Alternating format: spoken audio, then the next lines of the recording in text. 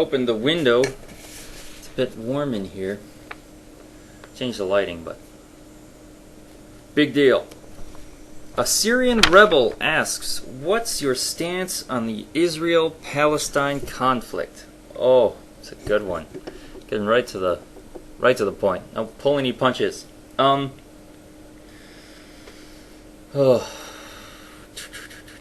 The forming of Israel after World War II. I think Israel was formed in 1947, and of course, in order to form Israel as a Jewish state, they had to take away from an already existing country, even though it's probably just loosely organized, Palestine.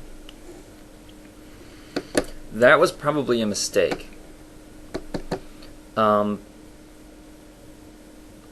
Of course, there's a lot of, well-deserved sympathy towards the Jewish people after World War II, and the Holocaust, of course. But if Jews were looking for a safe haven, they had one, here in the U.S. to come to.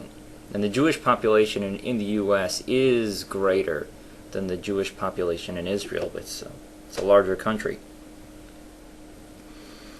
And besides, the sympathies aside, the only motivations for forming Israel as a Jewish state are religiously based. There's no other good argument to do it. So the founding of Israel as a Jewish country is probably a mistake to begin with. We don't need to gather in our little groups and go and find our own pockets to live in. The world is more interconnected than that. We need to integrate more, not segregate. So that in itself is an issue. But, if that, couldn't be avoided, fine. How do we solve the problem now? Palestine can never be a self-sufficient country. It doesn't have the resources or population to do it. It's actually divided into two different pieces that aren't physically connected to each other. The logistics are a nightmare. So the Palestinians want their own country for pride alone, and that's about it. The Israelis could have avoided this by adequately integrating the Palestinian people into the state of Israel. Different cultures have integrated into one country here in the U.S. Israel could have done a better job doing that. So, basically, the Israelis could have eased the problem. Palestinians, their sole motivation for independence is pride, and they both need to get over it. And with some humility, come back to an agreement. The Israelis need to let the Palestinians become equal members of an Israeli country, and the Palestinians need to, just bite it and forget about being independent. It'll never work. That's my take, anyway. But, I'm just a blue-collar drudge, so what do I know? Nate Wheat Self. Whatever. Do you think you have the physical/mental capabilities to break into your local library at night and steal a book without getting caught? If yes, explain how. I probably could, but I wouldn't. You said mental capabilities. Am I smart enough to figure it out? Yeah, but my sense of right and wrong is also mental in nature, and there is no way that I would ever consider breaking into a library to steal a book. For what? To prove a point? To say that I could do it? It's wrong. That's it. It's wrong. I wouldn't do it. I wouldn't waste my efforts. Drew Dude. Why don't you paint that room something other than eye bleeding green? Eye bleeding green. Try Snickers. Eye bleeding green. It's actually a color called Herb Garden, and I think the webcam and the fluorescent light, which is off now, kind of distort the color a little bit. It shows up probably a lot brighter.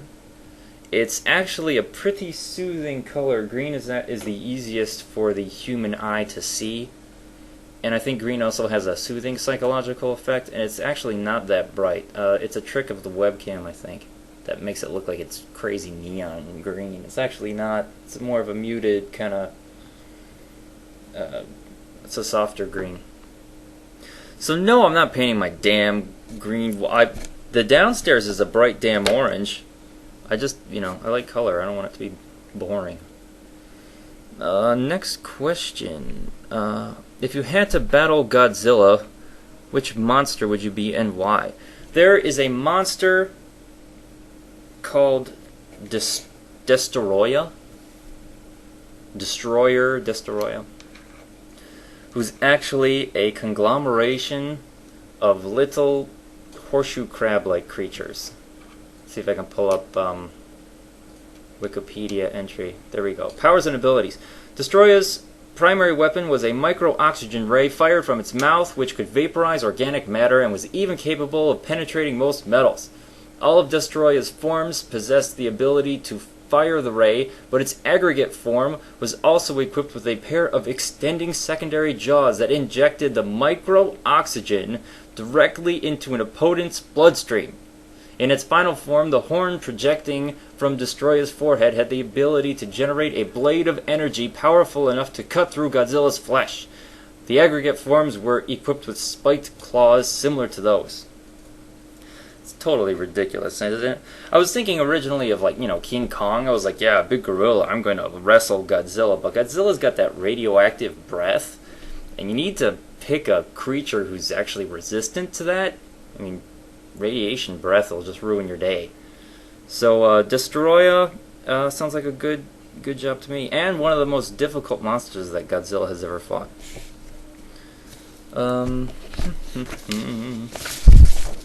Here we go. Freebaker, what magical power would you most like to have? Well, magic is very broadly defined there, but I've said this before. Out of, mutant abilities or magic, what kind of power? I want force powers, damn it. Specifically telekinesis. I want to be able to sit on the couch watching a movie and just be like, and pull a beer out of the fridge. That'd be fantastic. Norton, 666 Norton 420. Do you think we will safely get off this planet before we kill ourselves? And I don't mean just some off-world bases, but something that could continue to survive if the rest of the Earth kill themselves or the machines conquer them or whatever. You're talking about the transition from a Type 1 to a Type 2 civilization as described by a physicist Michio Okaku and others. Right now we're in a Type 0. We're closing in on the transition to Type 1. I'm not positive we're going to make it, but I'm pretty hopeful that we will. Do I think that we'll get to Type 2? I think eventually we will, to something like a Star Trek civilization, if faster than light travel is actually possible, which I'm not sure. But yeah, I'm hopeful that we will. I don't know how much logic is in that, or if it's just wishful thinking, but that's just how I feel. Would you ever consider living in Canada?